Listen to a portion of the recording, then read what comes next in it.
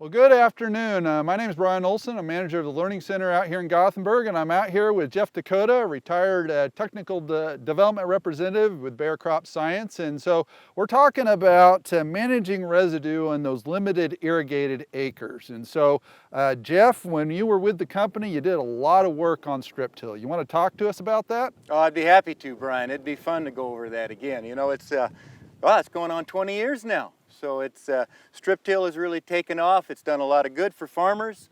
We're in a situation, Brian, if you look at western Nebraska, western Kansas, the plains of Colorado, panhandle of Texas, all these dryland acres, all these limited irrigation acres, what's the one thing they have in common? It's all a water deficit area. Yep. We don't have enough water to grow a summer crop, to grow a row crop. We've got to do everything we can to try to store that and trap that soil moisture. So how do we do that? Well, we do that by trying to get residue and maintain residue on the soil surface. So we're standing in a nice field of residue here in this wheat stubble. We like to see this. So what's this going to do? In the wintertime, this may catch snow. That snow will go into the soil, kind of help fill your soil profile up. We get into a row crop situation. What do we want to do there? Well, we don't want to do that dry land, the black land tillage. We want to do things like strip till, maintain that soil residue. No-till is an option too for growers that want to go that way and can make that work. So we've seen just a lot of benefits to that residue management. That residue does so much for us in terms of trapping water. We get better infiltration into the soil. We've measured that many, many times. We've seen water infiltration rates that are much higher. So when we get those sudden summer thunder showers, we can catch those things rather than have them run off. Yep. So we get water in the soil, we can make use of it and grow some corn, make some grain out of it, and do that sort of thing. So that's what we're looking for. It's all about residue. Residue is our friend in Western agriculture. Yeah, and so we got no-till, and like you said, it's great if we can make that work, but sometimes we really do run into too much residue on that soil surface, and that's where that strip till comes into play, right? So we've got, on a 30-inch row, we're basically working about 8 inches where that that corn row is going to be planted into, and the other 22 inches is covered up in residue. And if we're only working that one time with that strip till machine, we're putting our fertilizer and so on, potentially maybe some phosphorus down there, injecting it below the soil surface, maybe 6 to 8 inches below where we're going to put that corn seed. And so it provides a favorable environment for that plant to get going, but it again manages the residue on that surface. And so back to what you're saying, we're in a water limited environment. So how do you see something like cover crops playing in on these water limited environments? Yeah, this is really a really good question, Brian. And cover crops have a fit in the U.S. They really do.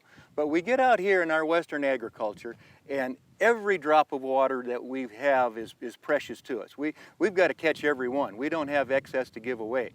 And what happens on a cover crop is if you're going to have a cover crop, you've got to feed it and you've got to water it. And a drop of water that goes into a cover crop is not a drop of water that's available to the fall wheat you might plant it. It's not a drop of water that's available to that growing crop in strip till or your no-till system.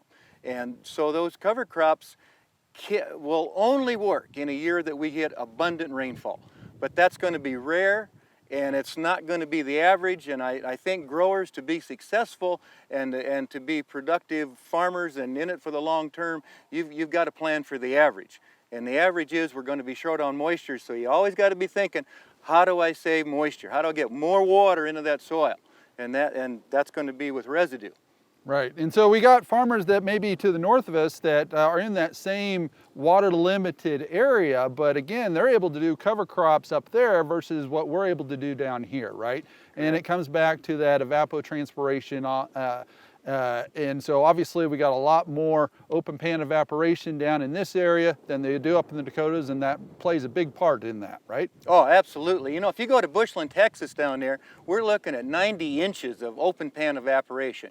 Probably come here, maybe a little bit farther west, we're going to be in that 60-inch area. We go a little farther north, get up to North Dakota, we're going to be in the 20-some inches in there.